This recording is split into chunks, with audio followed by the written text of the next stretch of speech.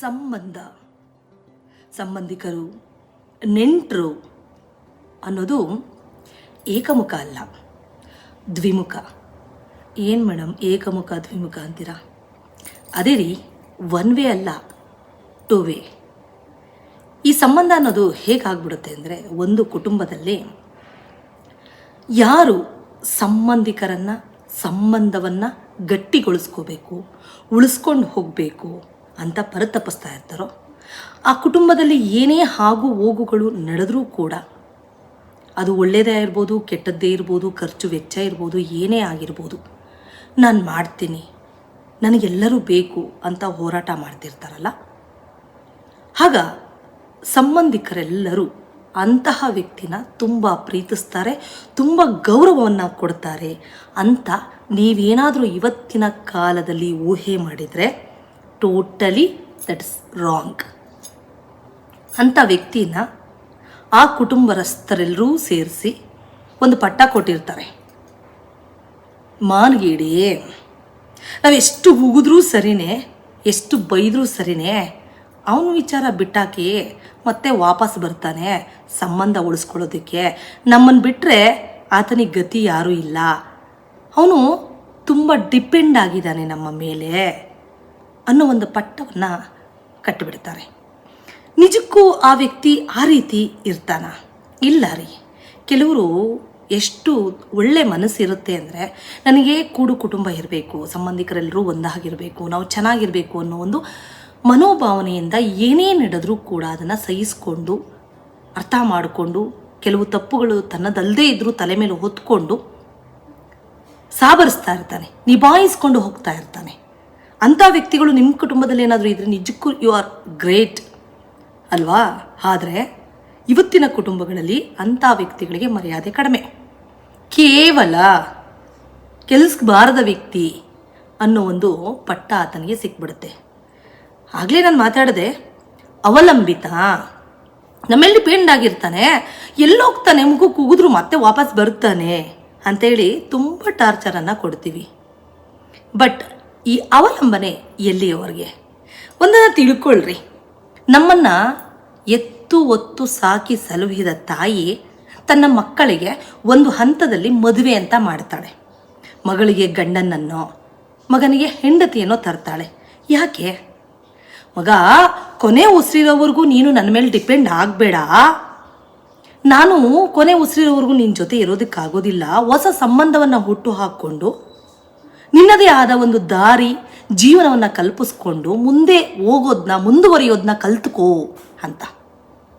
ಒಂದನ್ನು ತಿಳ್ಕೊಳ್ಳಿ, ಎತ್ತ ತಾಯಿ ಒಂದು ವ್ಯಕ್ತಿಯನ್ನು ತೋರಿಸಿ ಈತ ನಿನ್ನ ತಂದೆ ಅಂತ ಹೇಳಿದಾಗೆ ಮಗುಗೆ ಅರ್ಥ ಆಗಿತ್ತು, ಇದು ನನ್ನ ಅಪ್ಪ, ಇದು ನನ್ನ ಚಿಕ್ಕಪ್ಪ, ಇದು ನನ್ನ ಮಾಮ, ಇದು ಅತ್ತೆ, ಇದು ಅತ್ತಿಗೆ, ಇದು ಅಕ್ಕ ತಂಗಿ. ಅಂದರೆ ಈ ಸಂಬಂಧಗಳನ್ನೆಲ್ಲ ಹುಟ್ಟು ಹಾಕ್ತೋಳೆ ಯಾರು ಹೇಳಿ? ನಮ್ಮ ತಾಯಿ. ನಮ್ಮ ತಾಯಿನೇ ನಮಗೆ ಹೇಳಿಕೊಡ್ತಾಳೆ, ಡಿಪೆಂಡೆನ್ಸಿ ಒಳ್ಳೆಯದಲ್ಲ, ನಿನ್ನ ಪಾಡಿಗೆ ನೀನು ಜೀವನವನ್ನು ಮುಂದುವರಿಸ್ಕೊಂಡು ಹೋಗು ಅಂತ. ಹಾಗೆ ಆ ವ್ಯಕ್ತಿ ಇದೆಲ್ಲವೂ ಬೇಕು, ಅಮ್ಮ ಹೇಳಿದ ಸಂಬಂಧಗಳೆಲ್ಲವನ್ನ ನಾನು ಗಟ್ಟಿ ಮಾಡ್ತೀನಿ, ಜೊತೆಗಿಟ್ಕೊಂಡು ಹೋಗ್ತೀನಿ ಅಂತ ಪರಿತಪಿಸ್ತಾ ಇರುತ್ತೆ. ಬಟ್ ಆ ವ್ಯಕ್ತಿನ ಯಾವಾಗ ನಾವು ಕೇವಲ ಅಂತ ಮಾಡಿಬಿಟ್ಟು, ಇವನು ನಮ್ಮ ಮೇಲೆ ಡಿಪೆಂಡ್ ಆಗಿದ್ದಾನೆ, ಕೈಲಾಗ್ದೋನು, ಹೇಳಿ ಮುಗು ಕೂಗಿದ್ರೂ ಮಾನ ಮರ್ಯಾದೆ ಇಲ್ದೋನು, ಮತ್ತೆ ಮತ್ತೆ ಸಂಬಂಧ ಕೂಡ್ಕೊಳ್ಳೋಕ್ಕೆ ಬರ್ತಾನೆ ಅಂತ ನಾವೇನಾದರೂ ದೂರ ತಳ್ಳಿದ್ರೆ, is the very strongest person in the world. ಅದನ್ನು ಮರಿಬೇಡಿ. ತುಂಬ ಗಟ್ಟಿಯಾಗಿರ್ತಾನೆ ರೀ ಆ ವ್ಯಕ್ತಿ, ಯಾರಿಗೂ ಯಾವುದೇ ಕಾರಣಕ್ಕೂ ಆತ ಇರೋದಕ್ಕೆ ಹೋಗೋದಿಲ್ಲ. ಯಾವಾಗ ನೀವು ದೂರ ಇಟ್ಟುಬಿಡ್ತೀರಾ, ಆಗ ಅವನು ಇನ್ನೂ ಚೆನ್ನಾಗಿರ್ತಾನೆ ಹೊರತು ಡಿಪೆಂಡ್ ಆಗಿರೋದು ನೀವು. ಯಾಕೇಳಿ, ಕರೆದಾಗೆಲ್ಲ ಬಂದು ನಿಮ್ಮ ಮನೆ ಕೆಲಸ ಮಾಡಿಕೊಡೋದು, ಕರೆದಾಗೆಲ್ಲ ಬಂದು ಫೈನಾನ್ಷಿಯಲಿ ಕೈ ಹಿಡಿಯೋದು, ಕರೆದಾಗೆಲ್ಲ ಬಂದು ಸಾಂತ್ವನ ಮಾಡೋದು, ಏನೇ ಆಗೋ ಹೋಗೋಗಳಿದ್ರು ಆತ ಬಂದು ಮುಂದೆ ನಿಂತು ನಡೆಸ್ಕೊಡ್ತಾ ಇರ್ತಾನಲ್ಲ. ಸೊ ಡಿಪೆಂಡ್ ಆಗಿರೋರು ನೀವೇ ಹೊರತು ಆತ ಅಲ್ಲ.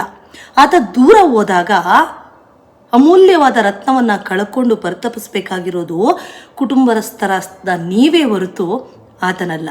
ಆತ ಆಲ್ರೆಡಿ ಗಟ್ಟಿ ಆಗಿಬಿಟ್ಟಿರ್ತಾನೆ. ಅವಮಾನಗಳನ್ನು, ನಿಂದನೆಗಳನ್ನು, ದೋಷಾರೋಪಗಳನ್ನು ಇವೆಲ್ಲವನ್ನ ನೋಡಿ ನೋಡಿ ಆತ ಸ್ಟ್ರಾಂಗ್ ಆಗಿಬಿಟ್ಟು ಆತ ಬೇಕಾದರೆ ಒಬ್ಬಂಟಿಯಾಗಿ ನಿಂತ್ಕೊಂಡು ಜೀವನವನ್ನು ಸಾಗಿಸಬಲ್ಲ, ಎಲ್ರಿಗಿಂತ ಚೆನ್ನಾಗಿರಬಲ್ಲ. ನೀವು ಅನ್ಕೋತೀರಾ ಅವ್ನು ಉಗಿದ ದೂರ ಇಟ್ಟಿದ್ವಿ ನೋಡ್ಕೊಳ್ಳಿ, ಇನ್ನು 3-4 ವರ್ಷ ಮತ್ತೆ ಕಾಲು ಹಿಡ್ಕೊಂಡು ಹೊರಡು ಬರ್ತಾನೆ ಅಂತ. ಬಟ್ ಬರೆದು ಕೊಡ್ತೀನಿ, ನೀವು ಬರೆದು ಇಟ್ಕೊಳ್ಳಿ. ಯಾವ ವ್ಯಕ್ತಿ ಕಾಯ ವಾಚ ಮನಸ ಪ್ರಾಮಾಣಿಕವಾಗಿ ಇರ್ತಾನೆ, ಕುಟುಂಬಕ್ಕಾಗಿ ದುಡಿತಾನೆ, ಆತ ನೆವರ್ ಕಮ್ ಬ್ಯಾಕ್. ಮತ್ತೆ ಬರೋದಿಲ್ಲ. ಅವನು ವೀಕ್ ಆಗೋದಿಲ್ಲ, ಅವನು ಬೀಳೋದಿಲ್ಲ, ಎದ್ದು ನಿಂತು ಸಾಧಿಸಿ ತೋರಿಸ್ತಾನೆ. ಸೊ ಯಾರಾದರೂ ನಿಮ್ಮ ಕುಟುಂಬದಲ್ಲಿ ಈ ಥರ ಒಂಟಿತನವನ್ನು ಅನುಭವಿಸಿದರೆ, ಕುಟುಂಬದಸ್ಥರೆಲ್ಲರೂ ನನ್ನ ದೂರ ಇಟ್ಬಿಟ್ರು, ನಾನು ಇವತ್ತು ಒಂಟಿ ಆಗ್ಬಿಟ್ಟಿದ್ದೀನಿ ಮೇಡಮ್, ನನಗೆ ಸಾಂತ್ವನ ಮಾಡೋ ಒಂದು ಹೃದಯ ಕೂಡ ಇಲ್ಲ, ನನ್ನ ಕಷ್ಟ ಕೇಳೋರಿಲ್ಲ ಅನ್ನೋ ನೋವು ನಿಮ್ಮಲ್ಲೇನಾದರೂ ಇದ್ದರೆ ದಯವಿಟ್ಟು ಒಂದನ್ನು ಅರ್ಥ ಮಾಡ್ಕೊಳ್ಳಿ. ಯಾರಿಲ್ಲದಿದ್ರೇನು ಭಗವಂತ ನಿಮ್ಮ ಜೊತೆ ಸದಾ ಇರ್ತಾನೆ ರೀ, ಸದಾ ಇರ್ತಾನೆ. ನಿಮ್ಮ ನಿಯತ್ತು, ನಿಮ್ಮ ನ್ಯಾಯ, ನಿಮ್ಮ ಧರ್ಮ ನಿಮ್ಮನ್ನು ತಲೆ ಕಾಯುತ್ತೆ. ಒಂಟಿ ಆದಷ್ಟು ನೀವು ಗಟ್ಟಿ ಆಗ್ತೀರಾ, ಪರಿಪಕ್ವ ಆಗ್ತೀರಾ, ನಿಮ್ಮನ್ನು ನೀವು ಅರ್ಥ ಮಾಡ್ಕೊಳ್ಳೋದಕ್ಕೆ ಟೈಮ್ ಸಿಗುತ್ತೆ, ಭಗವಂತನಿಗೆ ಕನೆಕ್ಟ್ ಆಗೋದಕ್ಕೆ ತುಂಬ ಟೈಮ್ ಸಿಗುತ್ತೆ. ಸೊ ಯಾವತ್ತೂ ಎದುರುಬೇಡಿ.